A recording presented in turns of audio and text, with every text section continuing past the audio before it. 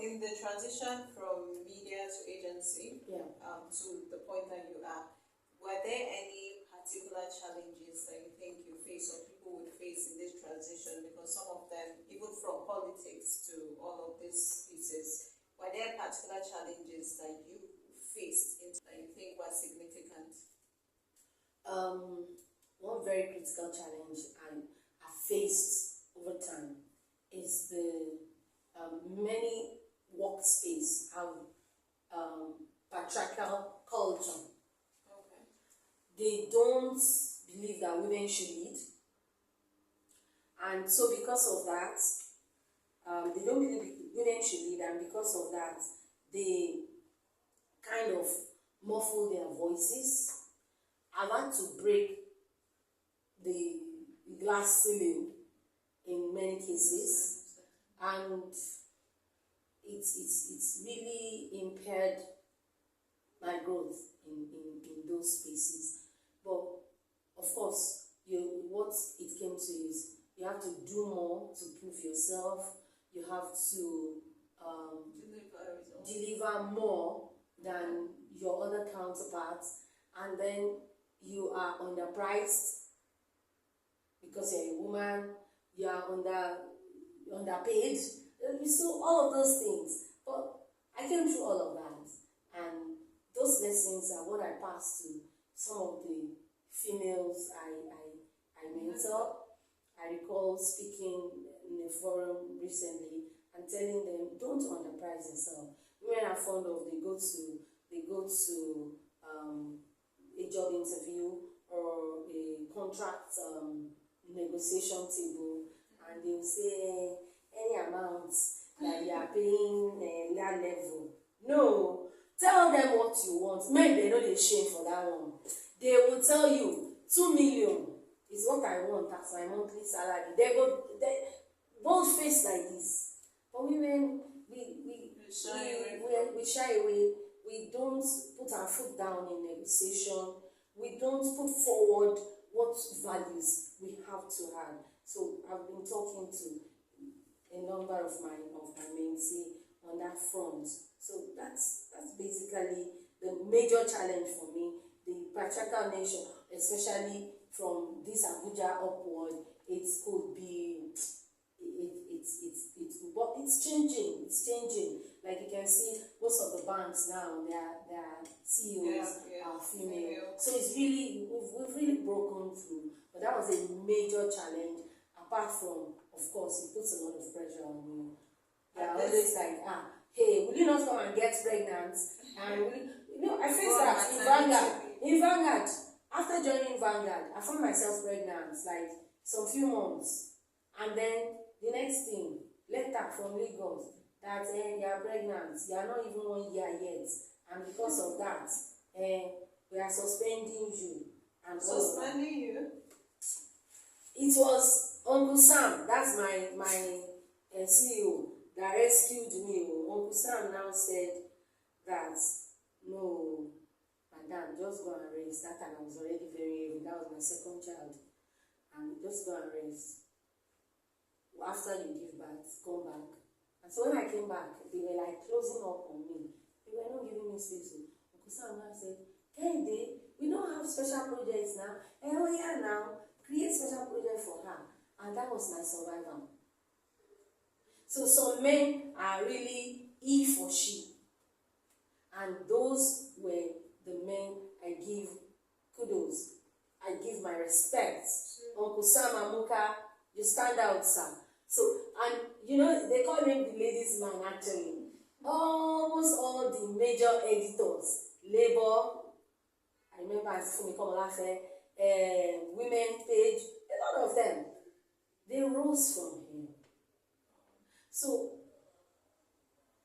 that was a challenge that actually helped me to also know some of the things I need to do to help others navigate the world. So as you are right now, I'm sure those situations have reduced. Observe that they have reduced. People, even in the northern far north, where before they are now starting to to do more. they are now realizing that the same brain that is in your head is the same brain they are carrying. As long as you help them develop, you get even more from them. And women, we are super strong, multitasking, doing everything. In terms of national, this thing, share products association. Yes, yes. So, and you also mentioned something about the women, the challenges they face in terms of in the share value chain. Can you speak a little bit more about that? What kind of challenges do they face? Now, you see shea butter in the shelf, or you buy. You don't know what goes into all that shea butter. Now, shea is a fruit. It's green, it drops, and when it drops, these women go into the bush, because what we have in Nigeria as shea trees, assets, are legacy trees that they've been there for ages. We are just starting now recently to start domesticating shea. So these women have to go long distance in the very early hours when the light is not even out yet. And because of the sweetness of shea fruit, a lot of things hang around it, especially snakes. They are endangered. So in some of the interventions we have had to do, we give them boots, we give them gloves to protect them. So they will gather the fruits, and you are not cutting it from tree. The thing has to fall by itself. That's when you can use it. And once you pack it, they bring it back to their locality. In most cases, they don't even have shed to work, because you have to boil. Yes, you have to depulp. You have to remove the pulp first, you boil. After boiling, you now sun dry. After sun drying, you now crack and remove the almond. That's the shea nuts that will now go into either to start the process for shea butter or the exporter's nuts. So that's the first processing is done by them. Then they take part of it, they sell some part of the nuts, then they take part of it, they keep some for the next season or when it will be scarce. We're actually in the shea season now. Okay. This is the shea collection season. So they process that, then they process some into butter, to even process water and cup. The process of cooking, then kneading, then doing this and extracting is very, very arduous. It's very arduous, and so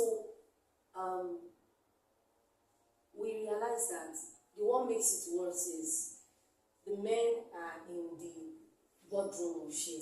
What I mean by boardroom, they collect, they do aggregation, they do the business. The women do the labor.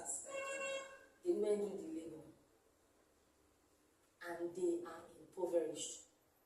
And their health is affected. Now, through the ages, we've heard testimonies of women who use money they make from their shea, processing, and trade to train children through school. We have even the current president of NASPAN, that's the National Shea Products Association, somebody raised through the income of shea. So the women became the focal point.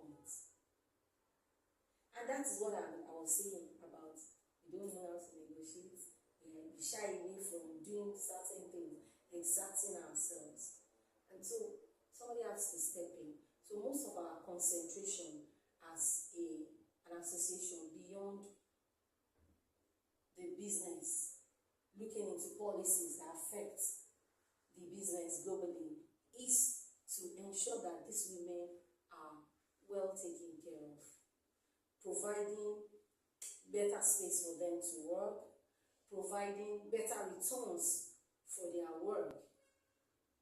In fact, I had to study what was being done in Morocco for the Argan value chain.